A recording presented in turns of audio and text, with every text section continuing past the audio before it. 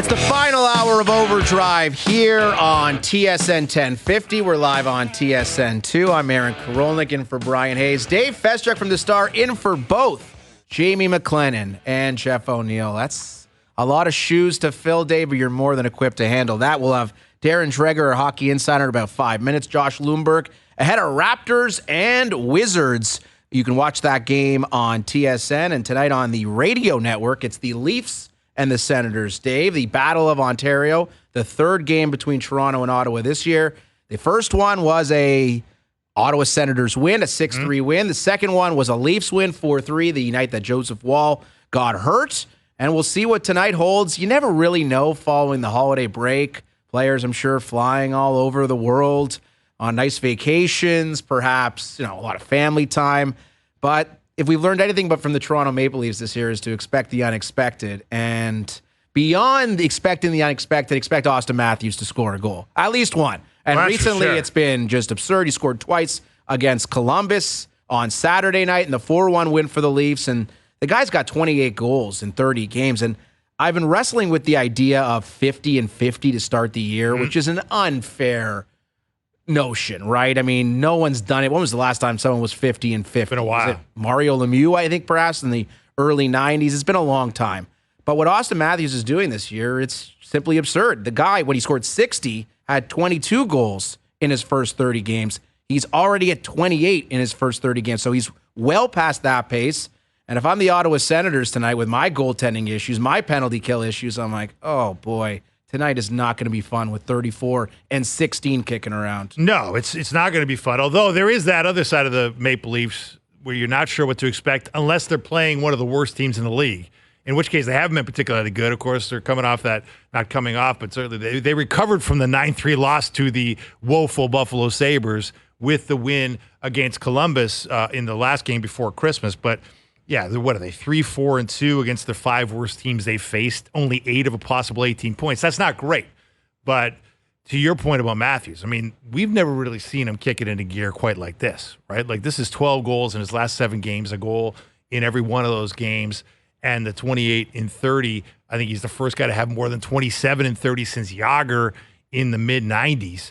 So it's pretty rare air what he's doing right here, and we haven't quite seen him at this level to date.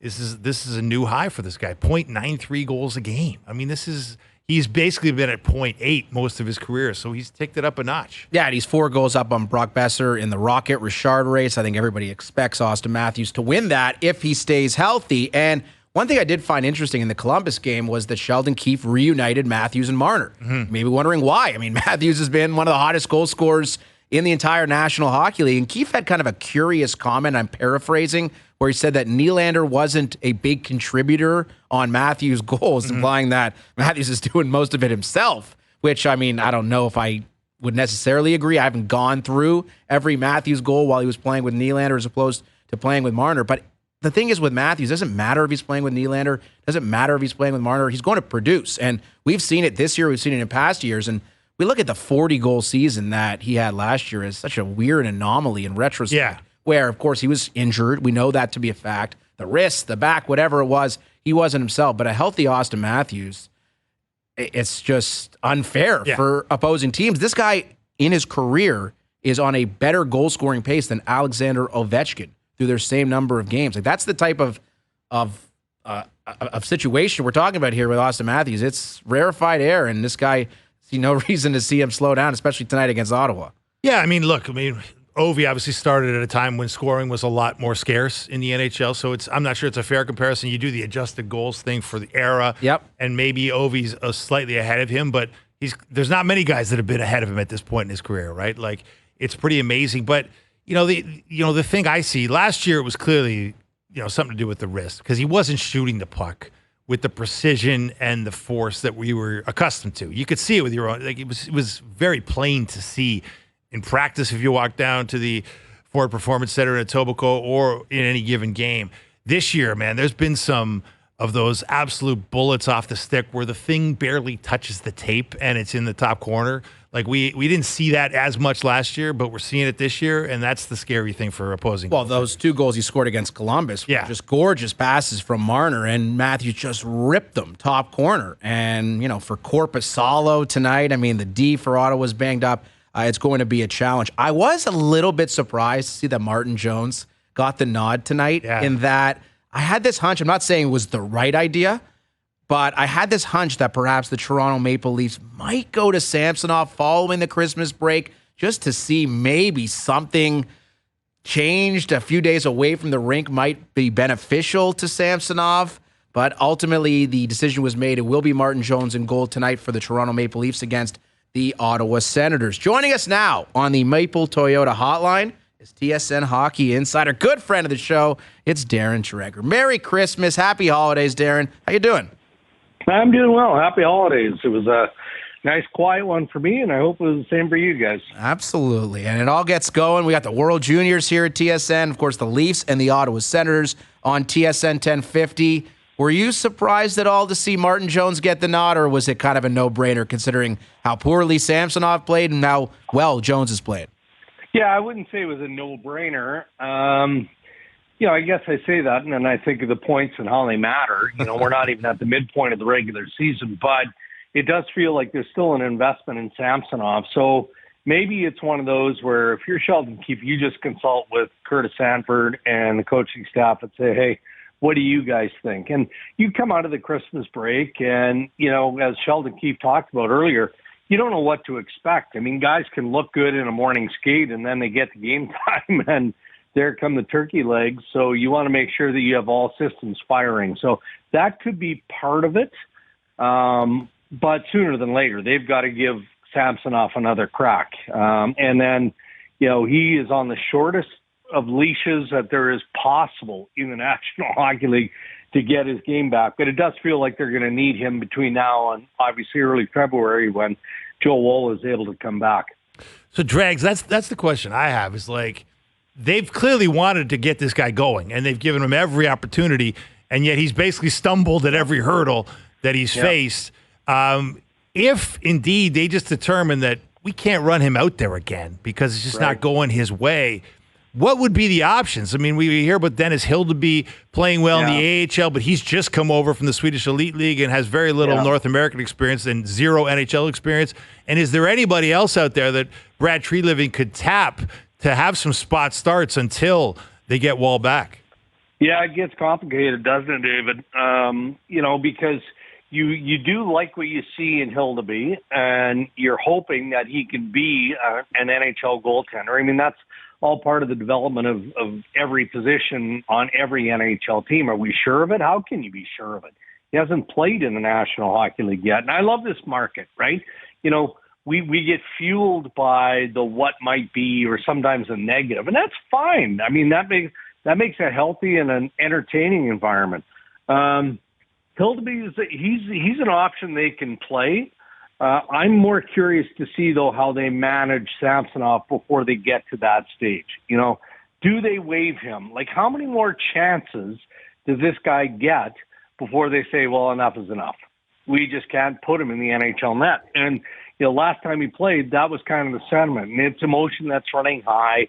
And you're looking at a guy who is just fragile emotionally more than physically.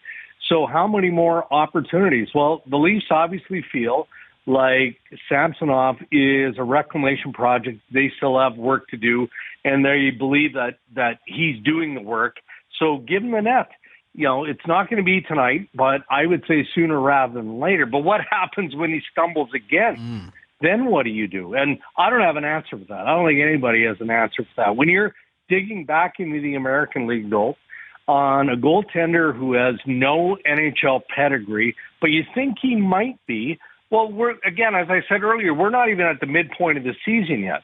So if you're going to dabble in your farm system, then why not do it sooner rather than later, especially if you get to that place where Ilya Samsonov can't be an option for you moving forward. TSN Hockey Insider Darren Dreger, our guest here on OverDrive. It's the third hour of the show. Korolnek and Feschuk with you. The NHL roster freeze ends tonight at midnight. Yeah. Would you expect any activity? Perhaps the floodgates can open on some type of transactions, or do you think it'll be pretty quiet coming out of that? Well, activity maybe. Floodgates, no. Quiet, possibly. So I've answered all of it in 5 seconds or less. I mean, there's nothing on the front burner, as Cliff Fletcher used to say, that has our radar up. And the reality is, when you look around the National Hockey League, guys, like, look at the parity that exists. We talk about this all the time, but when you're looking at a selling team as an example, we on Insider Trading have spent a lot of time talking about the Calgary Flames. Yet there the Calgary Flames are, and they're sitting in a position where, well, how do you sell off all those pending UFAs and you haven't hit the 40-game mark? And maybe the same applies to the Philadelphia Flyers. Like, I've talked a lot about Sean Walker and Nick Sealers and Ristolainen as potential trade options. Well, the Philadelphia Flyers are in the thick of it. So I think, we're still at a place where you're going to see some knee-jerk, you're going to see some desperation moves, but I don't think we're going to see anything that is really, really big. More of the, well, I'll trade you this and I'll give you that, just kind of moving the deck chairs a little bit. But I've been wrong before. It just feels like it's still too early, even though I know that's a bit of a cop-out. Hey, Dregs, I saw a headline that Newfoundland has banned post-game handshake lines in minor hockey because of too many altercations with teams going at one another. I mean, we've all seen them, but have you ever seen anybody do this? I mean, what do you make of this? No, I haven't seen that before. And I'm sure it's happened before, of course. We're just in Canada. We're not used to seeing that sort of thing. And, to get to a place where you have to abandon a tradition that's age old, then without knowing all of the altercations, there must have been a significant number of them where they just said it's not worth it, anymore. I just know my minor hockey experience, on me as a player, but as a parent, you saw the odd dust up, like nobody's fighting, but you get some jawing and things like that. But I've always wondered about it, right? Like it seems like the nice thing to do. You're paying respect to the team that you just played, or to the tournament or the organization, but it does feel a little bit unnecessary. So I'm sure there's a little bit of pushback. I haven't invested too much into it, but you can get rid of the handshake for me, and it's sacrilege to say this while the World Junior Championship is going on. I'm okay with it internationally. You can get rid of the anthems, and I'd be fine. Just drop the puck. Let's get it going. Okay. Warm up, do some hockey ops stuff to get the fans involved, and then let's get playing hockey. End of a playoff series, though, fellas. We got to keep that handshake alive. That's a rite of passage. I think everybody would love that. Yeah. So I don't think the Ottawa Senators are poised to participate in any post-playoff series handshakes this year. That might be putting it mildly. Dead last in the Eastern Conference. What do you think the Senators' approach is for the next couple of months, Darren, with regards to potential trades? Do you expect them to be active, perhaps potentially sellers leading up to the deadline? Well, again, it's too soon to say, Aaron. I think what Steve Staios and company have to figure out is who's in and who should be out. And that's where they're at, right? Like, most of us, I think, thought that Ottawa, Buffalo, and Detroit would be better. Detroit showed flashes, and I think Detroit is still interesting to me. Ottawa is a big disappointment. So they're at a phase now in their development where, okay, enough of the development. Like, your younger stars, that secondary leadership core, whatever, we've seen enough. Now we need to figure out what's going to make us a playoff-worthy team for next year. And I'm not talking about looking at the primary pieces. It'd be ridiculous to look at their young stars and say, well, this guy's on the block, that guy. That's not what I'm talking about. But I think you do have to take stock of what you've got in your blue line. Unfortunately, again, for Ottawa, Thomas Chabot has been a big chunk of this year. But look beyond that. Eric Brandstrom's name was out there. It was out there with Matthew Joseph prior to the Pinto suspension, because we were trying to figure out how Pierre Dorian at the time was going to make salary cap space. So Steve Staios and hockey operations have got to take full stock of where they're at as an organization. And, if you're a player that has shown a little bit and you're not sure that he's going to show much more, well, then that needs to be trade fodder, whether it's, around the trade deadline or going into the offseason. They've got to find a way to turn a corner. Jags, we were just talking about Matthews on a tear for the Maple Leafs. He's got 12 goals in the last 7 games and obviously 28 and 30, leading the league by some margin. Kind of curious the other night in Columbus that Sheldon Keefe, in the midst of this hot streak, takes Willie Nylander off his line and puts Mitch Marner back on it and sort of says he wasn't sure if Nylander had been that big a contributor to some of Matthews' success, a bit of a veiled dig at Nylander, who last time I checked is leading the Maple Leafs in points and is right up there in the league standings. What did you make of that? I mean, it doesn't matter that, I like it or don't like it. If you're a hockey fan, automatically you're going, well, why would you do that? And then the reporter and all of us clicks in, well, why would you do that? Right. It's kind of both sides of it. I don't think William Nylander has struggled even a little bit. Maybe the goals and the stats, and I don't have them in front of me here, but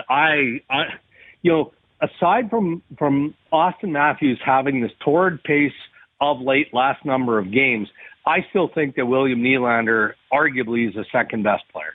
I do. I think he comes out, he comes ready to play. You deal him this hand and he'll play it. That's just, the maturity in a guy who isn't playing in a contract year. I know that's part of it because we talk about it all the time, as we should. It's such a significant piece of the Toronto Maple Leafs current and future. But it was curious because it didn't make a whole lot of sense to do it at the time.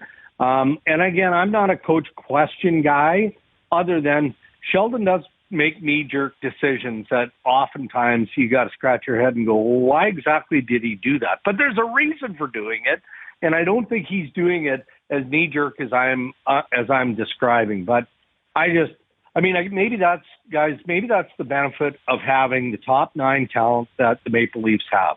So when you see something as a coach, whether it's individually or it's aligned collectively, and you feel like you can make this minor adjustment that maybe isn't so minor when you're talking about Nylander versus this player or that player, but you're allowed to do it because you're dealing with that sort of depth trying to get something going. So I guess in this case, I'll give them the benefit of the doubt, but I didn't quite get it at the time. Well, we'll see Matthews and Marner together again tonight, the Leafs and the Senators. You could hear it live on TSN 1050. Darren, very Merry Christmas, Happy Holidays, and a Happy New Year if we don't speak to you again in 2023. You are the man. We'll do this again soon.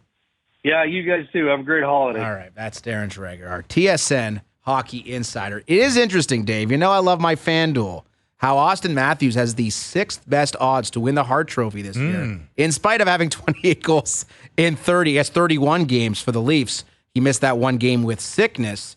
You're talking about the McDavids and some of the other top players in the NHL. Jack Hughes is up there. And who else am I missing here? Kucherov, Nathan McKinnon. Right. I don't know if Quinn Hughes and Cale Makar are still up there, but it's going to be a really interesting Hart Trophy race. Like if Matthews scores 63 goals, has 105, 110 points, and listen, we don't know what McDavid and the Oilers are going to do. Are they going to make the playoffs? I think it's a pretty good bet that they will. What type of statistical output McDavid will have? Like he's not going to have 63 goals and 150 whatever points like he had last year. Kucherov and McKinnon are on ridiculous paces to start the year, but Kucherov, Tampa might not even make the playoffs. That's the thing. Like, if Tampa squeaks into a wild card spot, can you consider him a Hart Trophy guy? Maybe you could make that argument.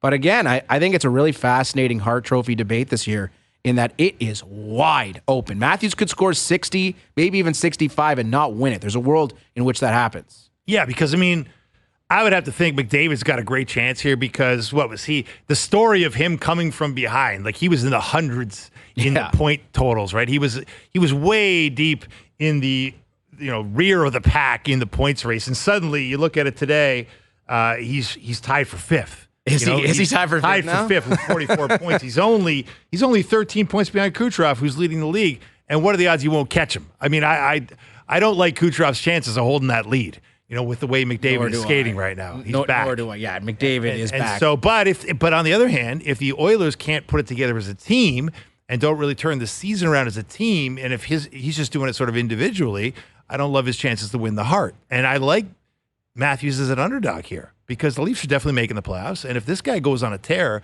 sets a new career high in goals, comes close to the league lead in points, why wouldn't he win it? Well, and the Leafs are right there on the heels of Boston, which is amazing considering the start that the Bruins had. What they win their first 11 games of the season, they were an unstoppable force. And now the Leafs, I believe, are 3 points back of the Bruins with 1 game in hand. So, you win tonight, you're right there. And yeah, if the Leafs were to win the Atlantic for the first time in how long? It's been a very long time. And Matthews scores 60 goals.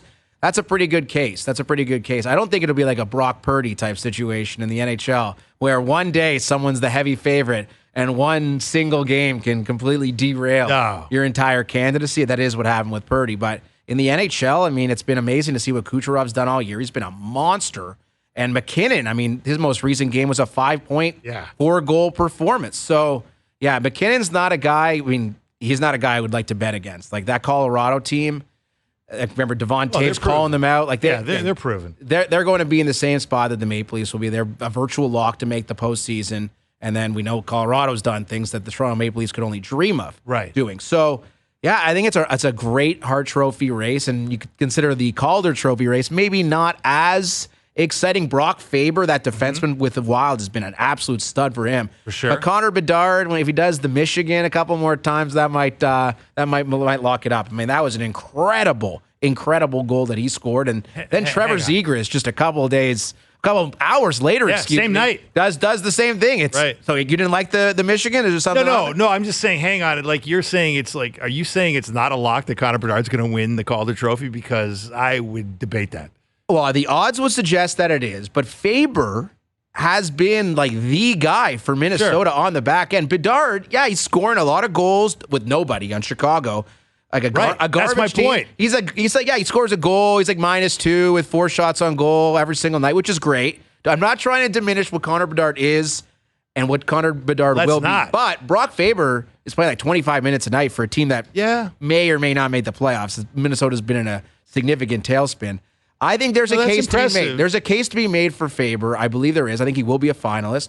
Who the other finalists will be? Maybe it's Cooley or somebody. I don't know. I'm not really sure exactly. But I don't usually start talking about. No, but I think Faber's a guy who we should really keep an eye on because not a lot of people are talking about him out in Minnesota because that team's been a dumpster fire for most of the year. Fire their coach, but man, has he ever played a significant role on that hockey team? And Bedard is going to get his points. He's going to score close to 40 goals, probably have 70 points. Great year. Great year. But every single game is completely irrelevant. Well, yeah, it is. But the point you're making is kind of making the point that he should be the Rookie of the Year because it's very difficult to score goals when you're not playing with elite players. Yes. And he's not playing with elite players. Not in the slightest. And he's still scoring goals. He is as elite a player, as he had as a rookie for quite some time. Right. And I would just say Faber. That would kind of be the definition of Rookie of the Year. We should give some love to Brock Faber. That's my guy. That's my guy. I'm with you. Like, it's very difficult to step in and play that kind of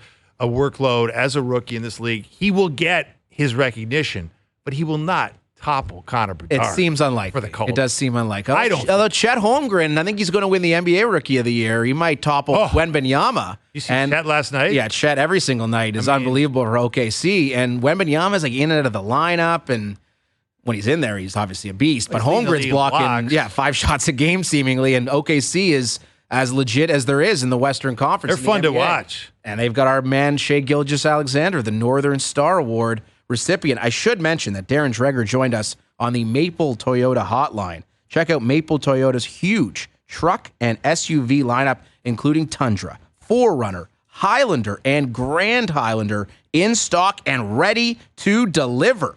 Visit mapletoyota.com. Josh Lewenberg, our Raptors reporter, maybe he can bring some levity on this Raptors conversation because it is as dire as I can recall. The feelings in the fan base, it's really just despair right now. There's no hope on the horizon. Scottie Barnes is exceptional, but beyond that, what do the Raptors have? And Scottie Barnes is not a one-man team. He's a great player. He's really taken a step this year, but he's not a guy who can just put a team on his back and win basketball games. We've seen that so far this year, and I think we might be seeing it for a long time. So we'll talk to J-Lou ahead of the Raptors and the Wizards. He joins us next. OverDrive continues the third hour of the show. I'm Aaron Korolnek in for Brian Hayes. Dave Feschuk from the Toronto Star with me. The Toronto Raptors in action tonight. They take on the pitiful Washington Wizards, a team that has won just 5 games. You think things are bad in Toronto. 11-18, the Wizards with just 5 wins. But the Raptors have a new starting 5, Dave. This coming on the heels of Darko Rajakovic, the coach of the Raptors, saying, what do you want me to do? I don't have Steph Curry coming off the bench, but someone he does is Gary Trent Jr., who does enter the starting lineup tonight. He'll be playing alongside OG Anunoby, Pascal Siakam, Jakob Poeltl, and Scottie Barnes in the starting 5. And he's surprised there. No, I mean, Dennis Schroeder obviously going to the bench. And this has been coming for a long time. And I found it kind of disingenuous of Darko Rajakovic to sort of make that comment about how, hey, what do you want me to do? I don't have Steph Curry on the bench. It's not like I'm not playing the guys who deserve playing time. Well, the problem with that was it was Darko Rajakovic himself who about 3 weeks ago said that a change to the starting lineup has to happen eventually. He said this publicly, and then it's been 3 weeks and 6 games or 6 losses in 8 games that have piled up with this lineup in place. He hasn't made a change.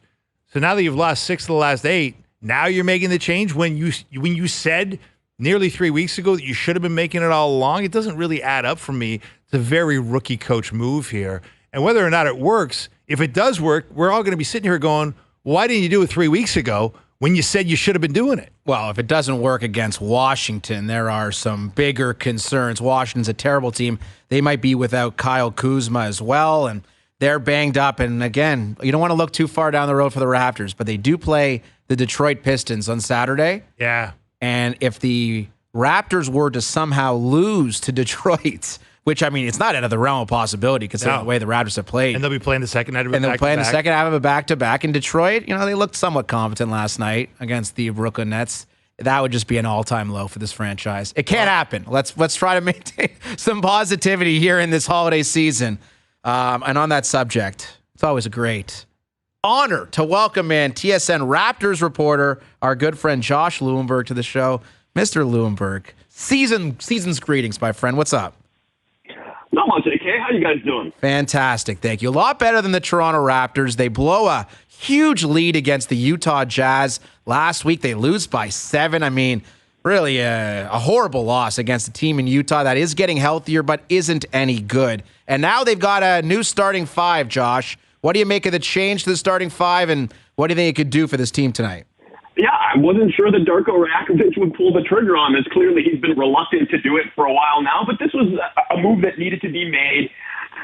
Listen, Darko has basically the opposite philosophy as Nick Nurse has had over the last few years. And granted, Nurse was always pretty reluctant to tinker with his starting 5 as well, but Nurse, as we know, was the mad scientist who was always willing to try something new and tinker with his lineups, probably to a fault, right? Like, I think that was the criticism in terms of, like, developing the guys off the bench is you would see Malachi Flynn for a couple games and that didn't work. So then you would see Jeff Delton Jr. for a couple games and that didn't work and they would try something else. And this is sort of the opposite approach where Darko has been very patient with the units that he's been using, not just the starters, but even the groups off the bench in the hopes that, I guess, continuity will breed chemistry.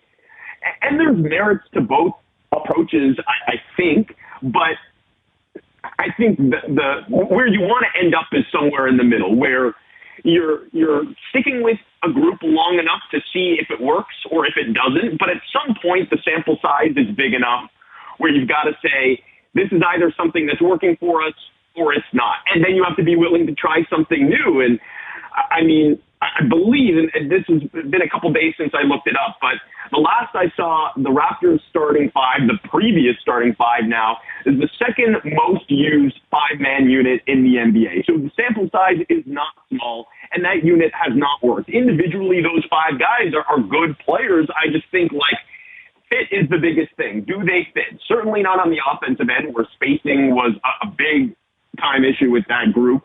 But even on the defensive end, where the hope was that they would be really, really good, that hasn't worked out, especially over the last month either. So I like the idea of trying something new. It's crazy to me, and I had to do a double take here. The starting five for tonight with Gary Trent Jr. in place of Dennis Schroeder, which is arguably the five best players on this team, and the starting lineup that I think a lot of people expected them to use going into training camp before we found out Schroeder would be starting. This five-man unit has only played 8 minutes together all season long. So I agree with what you guys were saying before. It's kind of crazy that it's taken them this long to try it. I don't think this is all of a sudden going to unlock something to the point where all of a sudden the Raptors are one of the best teams in the league. Like, maybe it makes a slight difference. But if you're Darko and you can't control what the personnel looks like, as you said the other day, Steph Curry is not coming off that bench. If you're Darko and you can't worry about trades and all that stuff, you deal with the personnel you have and you try to figure out how to maximize this group. He hasn't done that to this point, so maybe we'll see if this does it. Okay, Josh, so Gary Trent Jr. is not going to be confused with Steph Curry anytime soon. I agree with Darko on that. But he is arguably the best shooter they've got on the roster. And if you're kind of spinning the positive here, because God knows we've been spinning some pretty negative takes on the Raptors of late, if you're spinning the positive, what might this unlock both for the lineup and for Gary Trent Jr. himself, who's been having a pretty mundane year? Yeah, and that's, I think, one of the reasons why it's taken them so long to make a change, where it's like there isn't anyone off the bench, Trent included, and especially, that's really been like clamoring for more minutes and a bigger role. Nobody's really earned it. I guess Trent has played a little bit better recently, and maybe this is why they feel more comfortable about doing this now. But it's less about rewarding somebody or demoting somebody else. Like, I know this couldn't have been easy for Darko to do for a guy. I mean, listen, he thinks very highly of Dennis Schroeder, a guy that he goes way back with. So I think it's less about that and more just about finding something that might work with this group. And the problem is, we talked about personnel and the fact that, like, there wasn't an obvious change to be made. I think, like, this is probably the best change. But no matter what, like, they were plugging one hole and opening up another. This will obviously give that group some more shooting, which they desperately needed, and I think that's going to help. But assuming that it was always going to be Trent that was the prime candidate to join the starting lineup, and I think that probably made the most sense, you were either going to, obviously, Scottie Barnes, Pascal Siakam, and OG Anunoby weren't going anywhere, so it was either going to be Pirtle or Schroeder that were coming out. So the shooting was going to come at the expense either at the expense of your rim protector and your best rebounder in Pirtle, or in this case, at the expense of your primary ball handler and playmaker in Schroeder. So I don't think it's perfect, but I think it's the best they got right now, the best chance they have right now. It'll help spread the floor specifically for Barnes and Siakam, which is huge because, as crazy as this seems, the Raptors are still evaluating. They're still trying to figure out if this duo of Siakam and Barnes can work.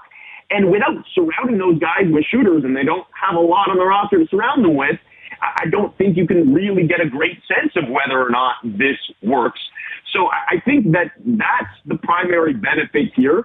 And I guess the secondary effect or implication is we're going to find out whether Barnes is ready to take on more of a responsibility in the playmaking side of things, because they don't really have much of a choice here. I think the ball will be in Pascal Siakam's hands a lot, but Barnes is basically the de facto point guard now. It's not a role that he looked ready for last year, and it's kind of surprising how little they've used him in that role, maybe a little bit with the second unit, but at least Malachi Flynn is out there kind of as the traditional point guard with that group. So Darko hasn't used it a whole lot. I think now is a good time again while Masai and Bobby are looking to see what needs to be done here over the next few weeks and few months to see whether or not Barnes is ready to take on more of a responsibility in terms of the playmaking. Josh Lewenberg, our guest, TSN Raptors reporter. Raps and Wizards tonight on TSN. All right, so the championship, what a glorious time. 2019, we all remember it with such fond memories. It was 4 years ago. And Josh, you used the term evaluating with regards to Ujiri and Webster, which, I mean, I don't really buy that they are evaluating. I think they know exactly what they have to do. Just they waited too long to do it. They should have done it a year ago, if not in the offseason. Now they're left standing there like, okay, what are we going to be able to get for Pascal Siakam? Pennies on the dollar for a guy who was an All-NBA player, multiple-time All-Star. So are you in the camp where you believe like they are actually really still evaluating things, or they know they've kind of screwed things up and they're just hoping and praying someone comes and bails them out? Let's break this into two parts here. I'll tell you what I think they should be doing at this point, or what I think they should have already done by this point, and then what I actually think is happening. Absolutely. I think time for evaluation is done. The sample size, as I was saying earlier, is big enough.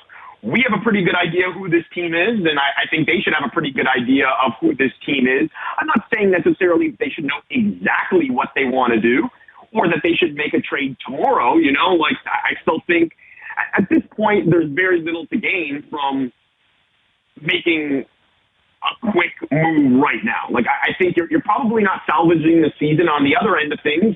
Like, if you do decide to bottom out, their draft pick is top 6 protected. You mentioned Detroit earlier. We're seeing another bad team in Washington tonight. The Spurs are out there. There are some really, really bad teams that have already gotten a head start on the tanking, so it's not going to be easy to bottom out either. There's no harm in waiting this out at this point to the trade deadline, seeing what the best deal you can get is. But then the big difference, obviously, this year is you actually have to do it. At this point, I think you have to have a pretty good idea of what Plan A is, Plan B, et cetera. In terms of where they're actually at, I spoke to a couple of league insiders last week that have a pretty good knowledge of the Raptors' dealings, or in this case, lack thereof, that are of the belief that the Raptors have not engaged other teams in trade talks involving either Siakam or Anunoby at this point. That doesn't mean that they haven't figured out internally what they want to do, but it is interesting that they haven't opened those conversations yet, especially because December 30th is not an insignificant date. December 30th, or I guess the day after December 30th, is the day that the Raptors' leverage, I would say, shrinks significantly when it comes to Pascal Siakam. If Siakam is traded before the 30th, the team that acquires him can sign him to a full extension, the full 4 years that he could theoretically sign with the Raptors. If he's traded after the 30th, they can only give him a 2-year extension, meaning he's less likely to sign it, meaning the team that's trading for him is less likely to be able to have some sort of certainty when it comes to his contract, and likely meaning they're less likely to trade for him or to give up serious assets for him. So I am surprised that they haven't been talking, or at least my impression is that they haven't been talking to other teams to this point. Craziness to me. I just don't. If I didn't know better, there was some sabotage going on here. It just doesn't make any sense. And maybe there will be some kind of extension announced in the next couple of days for it to make sense with regards to Siakam. And then theoretically you could trade him in the offseason if things don't go well for the rest of the year. But man, it's just so confusing what's going on with this basketball team. Masai Ujiri and Bobby Webster are extraordinarily competent basketball executives. We've seen it in the past. But what is going on right now just doesn't make any sense to me on any level. It is extremely confusing, and that's why we have you here, Josh, to help us understand exactly the logic or lack thereof with regards to the Toronto Raptors. I'm trying my best. Yeah, man, it's just one of those where you just shake your head and you're just like, what is going on here? What are we trying to accomplish? Other than, let's be patient, let's wait, because why? You're 11 and 18. You're 11 and 18. This is what you are. You're a bad basketball team. I mean, we do. If we wanted to defend Masai Ujiri, and I'm not saying we should, but what he has said kind of cryptically is that the new free agency is players moving teams. In other words, you have to wait for another star to shake out. We saw Dame Lillard shake out. Kevin Durant was available not long ago. There was the James Harden situation. Essentially, what they've done is they've said, look, we'll wait for some great opportunity to come along. Problem is, Josh, it hasn't come along, and how long can you wait is the question. That's just it. I don't hate that. I remember writing that exact thing before last season when I remember a couple summers ago they declined to really go all in on Kevin Durant. The idea was okay, you get one shot at this to kind of pull your assets together and go get the guy. And yeah, if it's not the right guy or the right time, then maybe you wait it out. The problem, to your point, Dave, is the clock is ticking. I know Masai does not like thinking, and the ever-patient Masai Ujiri does not like thinking in those terms. But the reality is, nobody is able to stop time. And with every day, Pascal Siakam, OG Anunoby, Gary Trent Jr. to a lesser extent, but still on an extent, they've become closer to hitting free agency. that's when you no longer have control over those assets. Like, if the plan here is to use those assets to either go get another piece or just add another piece to those assets, like we saw what happened with Fred VanVleet, and if that happens to any one of those guys, especially Siakam or Anunoby, they're in big, big trouble. Like, that sets you back years, like maybe close to a decade at this point, just given how many guys from that championship rotation they've already lost for nothing. So, yeah, I mean, I don't hate the idea. If the plan is still to just continue forward and try and wait for that next guy, then extend Siakam. But my understanding is, in the same way that they haven't been having those conversations with other teams in regards to trades, they haven't had those conversations with Siakam yet involving a potential extension. And again, as AK mentioned, the December 30th date is significant if they were planning to do an extension with Siakam as well, because then you can trade him at the start of July free agency. So that's what's curious to me. I understand the plan, or at least where it was and what they were thinking at one point, but I think either you're all in on that or you're all out on that. But at some point here, like, these guys are going to hit free agency. You've got to either trade them, or do everything you can to keep them, and they're not doing either of those things right now. Well, hopefully they can beat the Wizards tonight. And then the Detroit Pistons on Saturday, because if not, oh boy, I don't even want to imagine what type of stuff we'll be talking about on this radio station. Josh, a very Merry Christmas, Happy New Year to you and your family. Look forward to chatting again in 2024. Happy holidays, guys. All the best. So yeah, that's Josh Lewenberg, TSN Raptors reporter.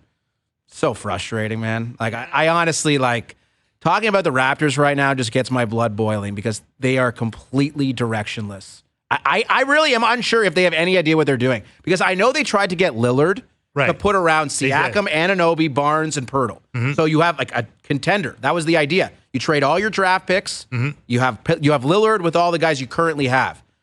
Imagine how that would have gone considering what we've already seen this year. It's just so uncertain.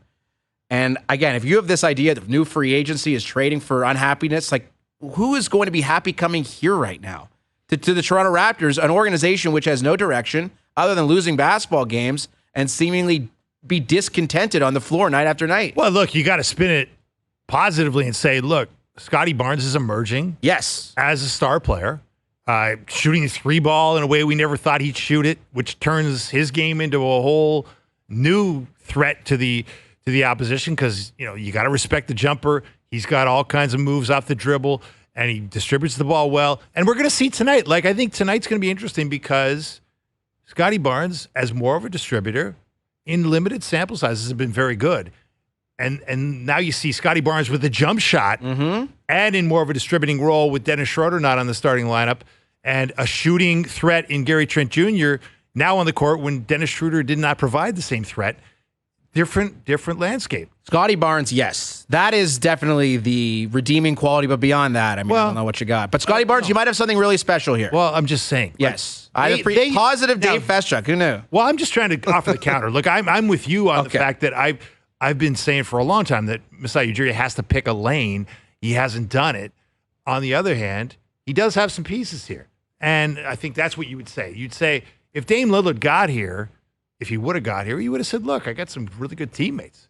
I mean, I don't think he would have said it. Now, was he going to pick these teammates over Giannis? No, Probably there was not. No chance. Probably not, yes. Well, we'll see how it goes. Raps, Wizards tonight. Leafs, Senators tonight on TSN 1050. We've got my FanDuel best bets to wrap up a very busy Wednesday afternoon. TSN 2 and on TSN 1050. I feel like I'm in a Tarantino movie right here. All right, today's best bets are powered by FanDuel. Make your picks and assemble a same-game parlay in seconds on the FanDuel Sportsbook app.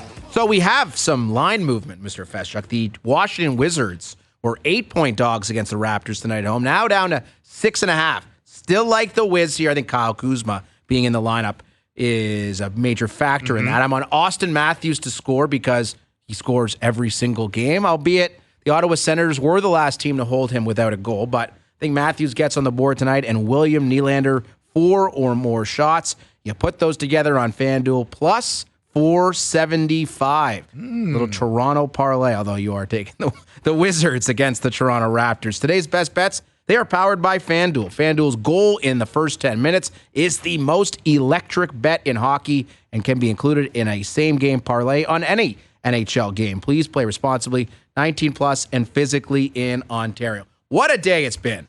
The World Junior game, Canada wins 10-0. We've got the Battle of Ontario. We've got the Raps and the Wizards tonight. Mr. Feschuk, it's been a blast. You are not on the program tomorrow. I'll be back with Frankie and Jamie McLennan. Thank you to Luca. Thank you to Doogie. It's been a blast. We'll be back at 4 o'clock tomorrow on OverDrive.